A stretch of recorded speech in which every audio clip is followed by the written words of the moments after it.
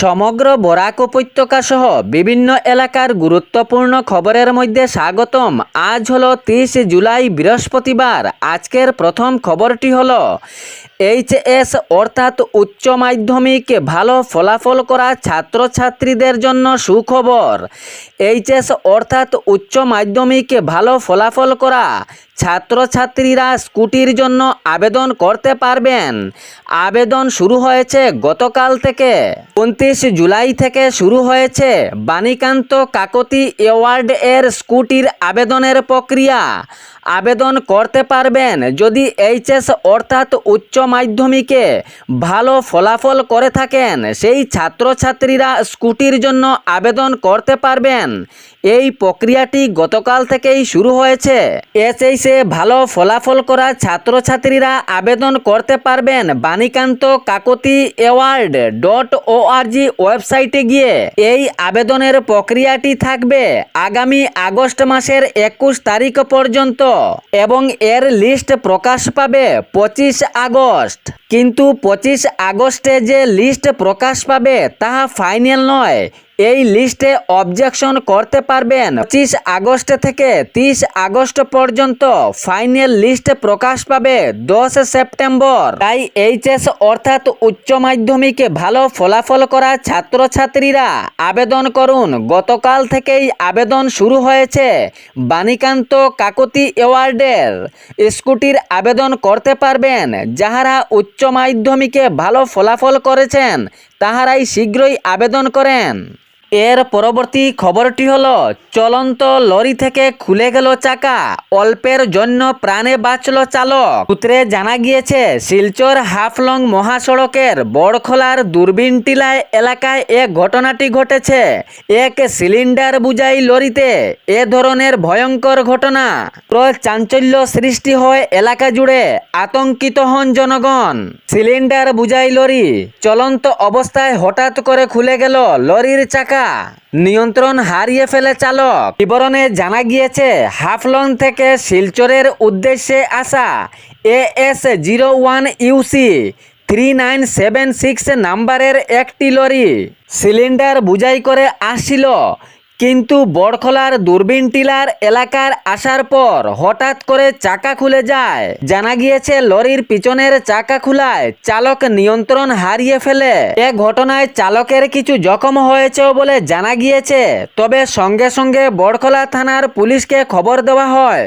দ্রুত গতিতে বড়খোলা থানার পুলিশ বাহিনী ঘটনাস্থলে উপস্থিত হন। তবে বড়সড় ঘটনা হতে রক্ষা পেল এলাকা। কোনো বিস্ফোরণেরও সংকেত নেই, কোনো বিস্ফোরণেরও ঘটনা নেই। অল্পের জন্য প্রাণে বাঁচল চালক। এর পরবর্তী খবরটি হলো আরবিআই এর প্রস্তাবে সায় দিল কেন্দ্র।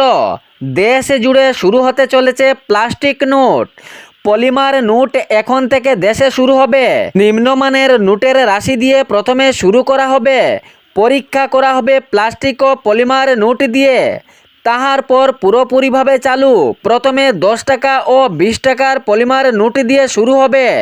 জানা গিয়েছে অনেক আগে থেকেই আরবিআই এ সিদ্ধান্তে ছিল, কিন্তু পুরোপুরিভাবে প্রস্তাব দিল এখন কেন্দ্র। দেশ জুড়ে চলবে এখন প্লাস্টিক পলিমারের নোট। 10 টাকা ও 20 টাকার নোট দিয়েই শুরু হতে চলেছে। জানা গিয়েছে এ নোটগুলি সহজে ছিঁড়বে না এবং ভিজলেও কোনো নোটে ক্ষতি হবে না। তাই এ ধরনের চিন্তাধারা রেখে আরবিআই এ নোটের সিদ্ধান্তে। এর পরবর্তী খবরটি হলো বরাক উপত্যকার হাইলাকান্দি জেলার কাটলিচড়ার পুলিশ বাহিনীর বড় পদক্ষেপ। লাইসেন্সবিহীন এবং নাম্বার প্লেটবিহীন ছাড়া কোনো গাড়ি চালাতে পারবেন না। কাটলিচড়া পুলিশ বাহিনী বিরাট অভিযান চালিয়ে একাধিক ইলেকট্রিক অটো ও মোটরসাইকেল আটক করেছেন। জানা গিয়েছে আটক হওয়া ইলেকট্রিক অটো ও মোটরসাইকেলের লাইসেন্স নেই, কাহারও নাম্বার প্লেটও নেই।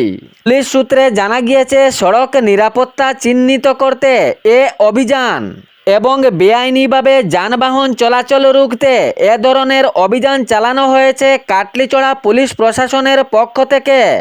এর পরবর্তী খবরটি হলো উজান অসমের চলমান বন্যা পরিস্থিতি নিয়ে অনেক চিন্তিত রাজ্য সরকার। জেলা প্রশাসনকে নির্দেশ দিয়েছে রাজ্য সরকার বন্যায় ক্ষতিগ্রস্ত হওয়া পরিবারের ত্রাণ সামগ্রী সহ আর্থিক সাহায্য খুব দ্রুত গতিতে পৌঁছানো হোক। 3,32,000 বন্যার প্রভাবে ক্ষতিগ্রস্ত হয়েছেন বলে জানা গিয়েছে।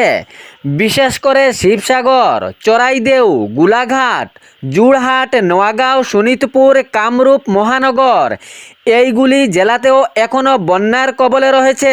রাজ্য সরকারের পক্ষ থেকে নির্দেশিকা জারি, তাহাদের যথাযথ সাহায্যের জন্য আগ বাড়িয়ে যাওয়ার জন্য ত্রাণ সামগ্রী সহ আর্থিক সাহায্য যথাযথ করার জন্য নির্দেশ দিয়েছে রাজ্য সরকার।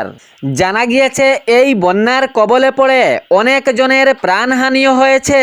এই ভয়াবহ পরিস্থিতি বন্যার কবলে পড়েছে এই জেলা শিবসাগর, চরাইদেউ, গোলাঘাট, জোড়হাট, নোয়াগাঁও, শোণিতপুর, কামনগর সহ অন্যান্য অনেক জেলা রয়েছে।